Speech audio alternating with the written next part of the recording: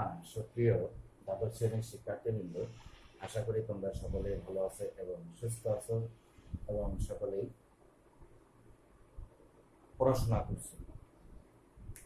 তো আমি গত ক্লাসে তোমাদেরকে বলবিদ্যা স্থিতিবিদ্যা নিয়ে আলোচনা করছিলাম। সেখানে লামির উপপাদ্য বিষয়ক পাঠ থেকে আমরা দুটি প্রবলেম আমরা দেখেছিলাম এবং তার আগে আমরা লামির উপপাদ্য, লামির বিপরীত উপপাদ্য সহ আমরা বেসিক বিষয়গুলো আমরা শিখেছিলাম।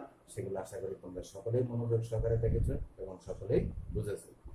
তা আজকে আমি তোমাদেরকে আমরা আমরা পর্যায়ক্রমে আমি আলোচনা করব 8.2 প্রশ্নমালা বা 8.b, কোনো কোনো বইতে 8.b আছে। আমরা সেখানে দেখো, আমি এখানে একটা প্রশ্ন উত্থাপন করছি যে এবিসিডি একটি কি, এবিসিডি একটি বর্গক্ষেত্র, এবিসিডি একটি বর্গক্ষেত্র এবং 2ab, 2bc, 3cd এবং DA এবং BD, ডিবি, এই যে ভেক্টর চিহ্নযুক্ত বলগুলো একটি নির্দিষ্ট বিন্দুতে ক্রিয়া করে এবং আমাদের দেখাতে হবে এই বলগুলি এরা মানে এই যে এখানে পাঁচটা বল, এই 5 বলগুলো কি করতেছে আমার এখানে, তারা ভারসাম্য সৃষ্টি করছে, মানে ইকুইলিব্রিয়াম অবস্থা সৃষ্টি করছে। আসলে আমরা এখানে একটি বর্গক্ষেত্র অঙ্কন করি, একটি বর্গ অঙ্কন করলাম। মনে করি এ বি সি ডি, আমাদের এরকম একটি বর্গ রয়েছে। তাহলে এখন আমাদের এখানে থেকে বলছে এ বি, তারপরে আমার বিসি, তারপরে আমার সিবি, তারপরে ডিএ, হ্যাঁ, তারপরে বি বি, আমার এইরকম বলগুলো ক্রিয়া করতেছে, এইভাবে বলগুলো আমার ক্রিয়া করছে। তাহলে এখন আমরা দেখো আমাদের বলের গতিগুলো, যে আমরা এখানে যদি আমরা দেখি এই বলটাকে, তাহলে আমার সিডি বরাবর বলটা ডি বিন্দুতে ক্রিয়া করতেছে। এবিটাকে যদি আমি এখানে ট্রান্সফার করি, তাহলে এই বলটাও আমার এখানে ক্রিয়া করতেছে ডি বিন্দুতে। তারপরে এই বলটা তো এখান দিয়ে ক্রিয়া করতেছে ডি বিন্দুতে। এটাকে যদি এটা সমান্তরাল, এটা সমান্তরাল, তাহলে এই সমান্তরাল বলটা এই বরাবর ডি বিন্দুতে ক্রিয়া করছে, আর এটা তো এই বরাবরই যাচ্ছে। তার সুতরাং আমরা এখানে থেকে চিত্র থেকে দেখব যে একটা নির্দিষ্ট বিন্দু, আর সেই বিন্দুটাকে আমরা এইখানে আমরা দেখতে পাচ্ছি যে একটা নির্দিষ্ট বিন্দু দিয়ে বল তিনটি ক্রিয়া করে, একটি নির্দিষ্ট বিন্দুতে বল তিনটি ক্রিয়া করে। তাহলে এখন আমরা এইখান থেকে চিত্র থেকে দেখতে পেলাম যে কি, আমরা যখন চিত্রটা অঙ্কন করবো তখন আমরা এখানে বলবো কি যে এবিসিডি বর্গের, হ্যাঁ, এবিসিডি বর্গক্ষেত্রে। তাহলে আমরা এখানে 2ab, আমরা যা যা এখানে দেখেছি যে এবিসিডি বর্গের আমরা কথাগুলো যখন উপস্থাপন করব তখন আবার এখানে লিখে নেব। আমি আবার লিখছি, দেখো আমরা যখন এটা সলিউশনে যাব তখন আমরা কিভাবে উপস্থাপন করব যে এ বি সি ডি বর্গের বর্গের 2ab, 2bc, 3cd, DA এবং BB, ঠিক আছে, ডিবি কি করতেছে, বল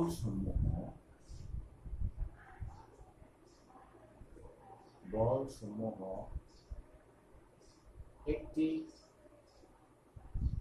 বিন্দুতে ক্রিয়া করে। আমরা সেটা এখান থেকে পরিষ্কার দেখতে পেলাম, বা ক্রিয়া করে বা ক্রিয়া করছে বা ক্রিয়ারত হচ্ছে, ঠিক আছে। তাহলে বলগুলোর ভেক্টর লব্ধি, তাহলে আমরা কাজ করতে পারি। তাহলে বলগুলো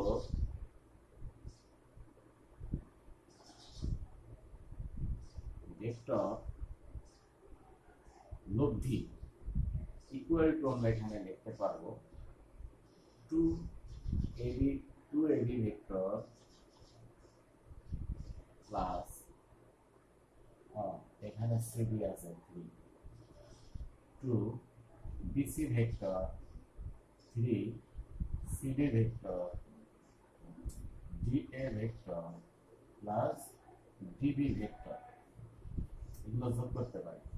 তাহলে দেখো এখানে দুটাকে আমি কমন নেই, AB vector plus BC vector plus CD vector এখান থেকে নিলাম, এখানে একটা CD থাকলো plus DA vector plus DB vector, আমরা এইখানেও একটা জুটি পেয়ে গেলাম। তাহলে এখন আমরা এখানে একটা জিনিস আমরা দেখতে পাচ্ছি যে আমাদের সম্পর্কটা কি দাঁড়াচ্ছে, যে আমরা এখানে দেখতে পাচ্ছি যে এবি ভেক্টর, ঠিক আছে, আবার এখানে আরেকটা কাজে হচ্ছে আমরা আরেকটু ক্লিয়ার করে লিখি যে আমাদের এখানে টুটাকে কমন নিই, A B vector plus B C vector একটু বলেছে plus C D vector plus D A vector, এইটা আমরা দিয়ে আসবো। তারপর আসবে প্লাস আমাদের এখানে ডিবি ভেক্টর আসলো, তারপরে আমাদের আমরা একটা ওডি ভেক্টর দুটো নিয়ে আসলাম, ঠিক আছে। আমরা এইখানে ডিএ ডিএ সাইক্লিক করা তাই এবি বিসি সিডি ডিএ আমরা এখানে নিয়েছি, তাহলে ডিএ ভেক্টর কিন্তু এখানে আমাদের দুটো, ডিএ ভেক্টর এখানে দুটো, তা এইটাকে ইয়ে করার জন্য আমরা এবি ভেক্টর নিতে পারি, কারণ আমরা জানি কি D A vector equal to minus A B vector, আমরা এই সম্পর্কটা নিতে পারি, নিলে পরে এবি দিলে পরে তার বিপরীত হয়ে যাবে, ঠিক আছে, তার বিপরীত হয়ে যাবে, সুতরাং ওটা আর তখন থাকবে না। তাহলে এখন আমরা এখানে দেখলাম এডি vector plus DB vector plus DB vector plus C D vector, আমরা এইখানে এই সম্পর্কটা আনতে পারি, ঠিক আছে, আমরা এটা আনতে পারি। এখন এখানে সিডি ভেক্টর এখানে দেখো সিডি ভেক্টর, তাহলে এই ভেক্টর আর এই ভেক্টর ইকুয়াল কিন্তু বিপরীতমুখী, হ্যাঁ, CD vector equal to BD vector, তাহলে CD vector equal to BA vector আমরা এখানে দেখতে পাচ্ছি, তাহলে DA vector equal to CB vector, আমরা এখান থেকে এই বিষয়গুলো দেখতে পাবো। তাহলে এখন আমরা এখানে দেখতে পাচ্ছি যে প্রথম ক্ষেত্রে চারটি বল সাইক্লিক অর্ডার হয়ে গেছে, সো এগুলো সাম্যাবস্থা সৃষ্টি করে, আর এই ক্ষেত্রে এসেছে আমরা এইখানে যে কাজটা দেখব সেটা হলো কি এডি vector plus DB vector plus আমরা সিডির জায়গায় লিখতে পারি বিএ ভেক্টর, সিডির জায়গায় আমরা লিখব বিএ ভেক্টর, তাহলে এডি vector plus DB vector plus BA vector, তাহলে এটা তো আসলো 0 প্লাস, এখন দেখো এখানে এডি ভেক্টর ডিবি ভেক্টর এবং বিএ ভেক্টর, এই তিনটে ভেক্টরকে যদি আমরা এই জায়গা থেকে এই জায়গা প্রকাশ করি তাহলে তিনটে এখানে তিনটে ভেক্টরই ডিবি ভেক্টর বিএ ভেক্টর আর এবি ভেক্টর তিনটে এখানে ইকুইলিব্রিয়াম চেষ্টা করে, তাহলে এখানে আসলো 0, তাহলে এই তিনটি ভেক্টর এখানে আমাদের শূন্য ভেক্টর হবে। তাহলে সুতরাং আমরা কি বলবো কি জবাবে, সুতরাং কি বলবো, বল সমূহ কি করতেছে, ভারসাম্য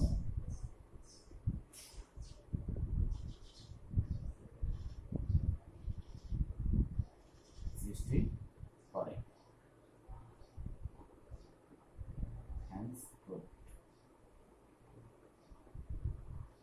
আমরা এখানে এটা প্রুভ করতে পারবো। তো তোমরা দেখলা যে আমরা এই ক্ষেত্রে যে এখানে বলছে বলগুলো, তাহলে এই দুটো বলের সমন্বয় যদি আমার 0 হয়ে যায় তাহলে এই একক বল থাকতে পারে না, সেও এখানে শূন্য হয়ে যাবে, যেহেতু সবাই ডি বিন্দুতে ক্রিয়া করছে, সবাই ডি বিন্দুতে গেলে তাহলে এইটা যদি জিরো হয়ে যায় তাহলে এটাও জিরো হবে। এটা হলো যুক্তি। তাহলে আমরা এই প্রবলেমটা এখানে দেখতে পেলাম, আমরা করলাম। আসুন আমরা এর পরবর্তীতে আমরা অন্য আরেকটা প্রবলেম দেখি।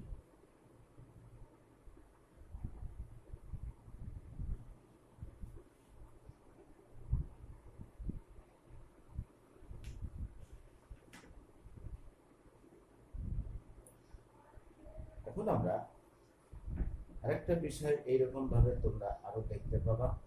আমরা আরেকটা বিষয় দেখি যে কোন একটি বিন্দুতে, ঠিক আছে, কিউ আমরা দেখি কোন একটি বিন্দু, কোন একটি বিন্দুতে ক্রিয়াশীল, কোন একটি বিন্দুতে ক্রিয়ারত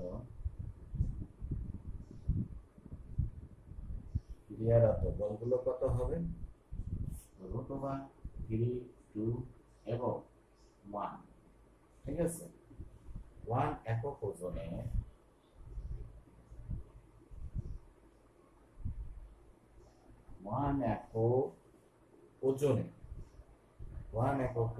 তিনটি বল সাম্যাবস্থা আছে। তিনটি বল সাম্যাবস্থায় আছে। তাহলে বল তিনটি যদি সাম্যাবস্থায় আছে, এদের অন্তর্গত কোণ নির্ণয় করা বলা হচ্ছে। এদের অন্তর্গত কোণ নির্ণয় করো। তাহলে এই হচ্ছে আমাদের প্রবলেম। তাহলে এদের অন্তর্গত কোণ আমাদের নির্ণয় করতে বলছে। তাহলে আমরা এখন এখানে দেখতে পেলাম যে কোন একটি বিন্দুতে ক্রিয়ারত তিনটি বল আমাদের দেওয়া আছে। এই বল তিনটি কি করতেছে? আমাদের একটি নির্দিষ্ট বিন্দুতে এরা ক্রিয়া করে। তাহলে এখন আসলে এখানে একটা আমরা চিত্র অঙ্কন করি। মনে করি যে আমাদের এরকম ও বিন্দু থেকে ও এক্স, ও ওয়াই, ও জেড বরাবর, এইটা মনে করি √3, এটা হলো 2, এটা হলো 1 বলগুলো ক্রিয়া করে। তাহলে এটার ভিতরে আলফা, আমরা বেটা, এখানে গামা হিসাবে আমরা চিহ্নিত করতে পারি। আলফা, বেটা, গামা হিসাবে আমরা এখানে চিহ্নিত করলাম। তাহলে আমরা এখন এই যে প্রবলেমটা আমরা এখানে দেখলাম, চিত্রটা আমরা এখানে দেখলাম, তাহলে আমরা কি মনে করি ও বিন্দুতে, ও বিন্দুতে OX বরাবর √3, ও ওয়াই বরাবর √2 এবং ও জেড বরাবর √1 বলটি ক্রিয়া করতেছে। বলটা ক্রিয়া করে, ঠিক আছে, বলটা ক্রিয়া করে। এই কথাগুলো আমরা লিখব যে ধরি ও বিন্দুতে OX বরাবর √3 এবং √3, ও ওয়াই বরাবর 2 এবং ও জেড বরাবর 1 একক বল ত্রয় ক্রিয়ারত আছে, ঠিক আছে। এখন আমরা এখানে বা এটা আছে, আমরা চিত্র সহকারে উপস্থাপন করলাম এখানে। এখন লিখি ধরি, ঠিক আছে, ধরি √3 ও 2 একক বলের মধ্যবর্তী কোণ ইকুয়াল টু আলফা ধরলাম। তারপরে 2 ও 1 একক বলের মধ্যবর্তী কোণ ধরলাম বেটা, এবং 1 ও √3 একক বলের মধ্যবর্তী কোণ আমরা গামা। এত আমরা ধরে নিলাম। তাহলে এখন আমরা যে সম্পর্কটা এখান থেকে পাবো সেটা হলো কি, যে যেহেতু বলগুলি কি করতেছে, ইকুইলিব্রিয়াম অবস্থা সৃষ্টি করছে, যেহেতু যেহেতু বলগুলো আমার কি অবস্থা সৃষ্টি করছে, সাম্য অবস্থা সৃষ্টি করছে, তার মানে তিনটে বলে তিন দিকে দাঁড়িয়ে স্থির ভাবে রাখছে। তার মানে কি, এই দুটো বলের লব্ধি এ, আবার এই দুটো বলের লব্ধি 2, আবার √3 2 বলের লব্ধি 1, কারণ দুটো সমানভাবে এদের ইয়া করে আছে। তাহলে আমরা এখন এখানে আমরা এটা বুঝবো, কারণ আমাদের জায়গা হবে না। এখন দেখি যে আমরা এখান থেকে আমরা বলতে পারি, যেহেতু বলত্রয় সাম্যাবস্থা সৃষ্টি করে, যেহেতু বলত্রয় সাম্যাবস্থা সৃষ্টি করে, তাই আমরা লিখতে পারবো যে √3 হোল স্কয়ার ইকুয়াল টু, না আমরা এখান থেকে দেখি, এই কোণ থেকে আলফা কোণের সম্পর্ক, যে 1 square equal to √3 square plus 2 square plus, তারপরে আমাদের সূত্রে যেটা কি ছিল, হ্যাঁ, R square equal to P square plus Q square plus 2পি কিউ। তাহলে 2 √3 2 cos আলফা, এই হলো সম্পর্ক। তাহলে সূত্রটা কোথা পেলাম, তাহলে R square equal to P square plus Q square plus 2পি কিউ cos আলফা। আমরা এই ফরম্যাট থেকে আমরা এটা নিয়ে নিলাম। তাহলে এখানে থাকে 1 ইকুয়াল টু 3 প্লাস 4 প্লাস এখানে 4 √3 cos আলফা। আচ্ছা, তারপরে এখানে আমার সম্পর্কটা কত আসে, যে cos আলফা ইকুয়াল টু আমাদের cos আলফা, দেখো cos আলফা ইকুয়াল টু এটা কত হয় 7, এর পাশে গেলে কত আসে -6 ডিভাইডেড বাই 4 √3, এই সম্পর্কটা আসে। তাহলে মাইনাস এখানে কত থাকে 3/2 √3 সম্পর্ক থাকে, তাহলে কত থাকে √3/2, আমাদের এই সম্পর্কটা এখানে থাকে। তাহলে আমরা এখান থেকে কত পাবো, cos-এর ক্ষেত্রে -cos 30 ডিগ্রি আমাদের এখানে সম্পর্কটা আসে, কারণ cos 30 ডিগ্রিতে √3/2। তাহলে এখন আমরা এখানে যেহেতু মাইনাস আছে, তাহলে cos কোথায় কোথায় মাইনাস হয়, cos কোথায় কোথায় মাইনাস হয়, তাহলে এখানে আসলে দ্বিতীয় এবং তৃতীয় কোয়াড্রেন্টে cos মাইনাস হয়। তাহলে আমরা এখান থেকে দেখতে পাবো যে cos আমাদের কোথায় আসতেছে, তাহলে cos 180 - 30 ডিগ্রি এত ইকুয়াল টু cos 150 ডিগ্রি। তাহলে আমরা এইখান থেকে আমরা কত পেলাম, cos আলফা। তাহলে অতএব আলফা ইকুয়াল টু আমরা 150 ডিগ্রি পেয়ে গেলাম। তাহলে এই প্রক্রিয়া আমরা cos এটার ভ্যালুটা আমরা পেয়ে গেলাম। এখন অনুরূপভাবে আমরা ওই কাজগুলো করব, ঠিক আছে। অনুরূপভাবে আমরা যদি এখন এখানে দেখি যে আমরা এটা তখন লব্ধি, এটাকে তখন 8 ট্রিট করছিলাম, এটার কাজ করে ফেললাম। এখন আমরা এইটার ক্ষেত্রটা দেখি, যেটা কোনটা নির্ণয় করি।